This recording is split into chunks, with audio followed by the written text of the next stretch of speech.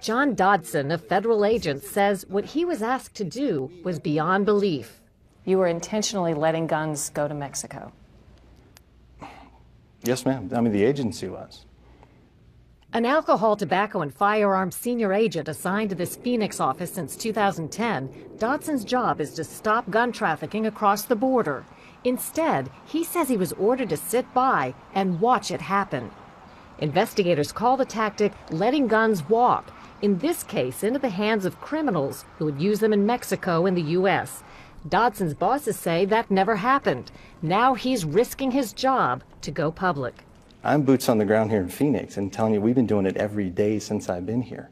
Here I am. Tell me I didn't do the things that I did. Tell me you didn't order me to do the things that I did. Tell me it didn't happen. Now you have a name on it, you have a face to put with it. Here I am, someone now. Tell me it didn't happen. Agent Dodson and other insiders say the gun-walking strategy was approved all the way to the Justice Department. The idea was to see where the guns ended up, build a big case, and take down a major cartel. And it was all kept secret from Mexico. ATF named the case Fast and Furious.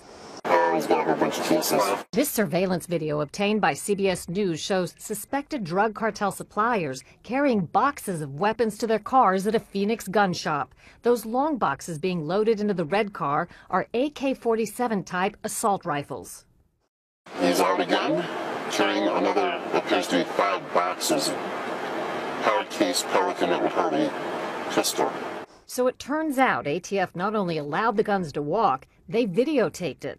Documents show the inevitable result. The guns ATF let go began showing up at crime scenes in Mexico. And as ATF stood by, watching thousands of weapons hit the street, the Fast and Furious Group supervisor noted the escalating Mexican violence. 958 killed in March 2010, the most violent month since 2005. The same email notes, our subjects purchased 359 firearms during March alone, including numerous Barrett 50 caliber rifles.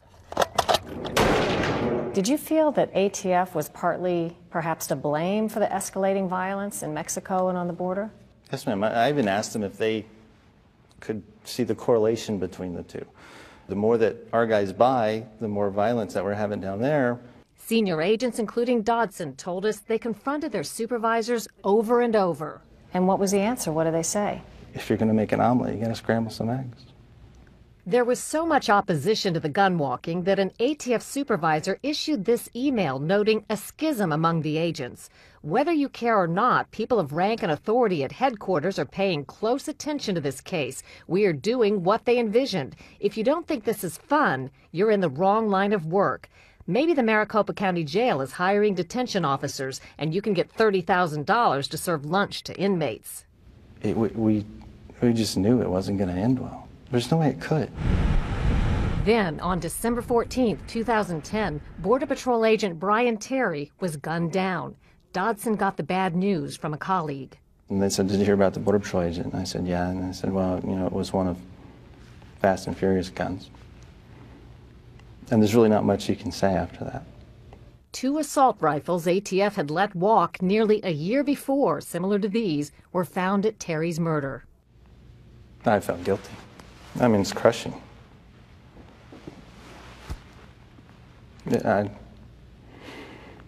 don't know how to explain it. I mean, Dodson and a dozen other ATF sources have all told the same story to Senator Grassley, who's investigating. You've tried to get some answers from ATF. What's been the response? The response has been practically zilch, from the standpoint that documents we want, we have not gotten them, and I think it's a case of stonewalling. Dodson says he hopes that speaking out helps the family of Border Patrol agent Brian Terry. They haven't been told much of anything about his murder or where the bullet came from. First of all, I would tell him that I'm sorry. Second of all, I would tell him that I've done everything that I can for them to get the truth. After this, I don't know what else I can do, but I hope they get it.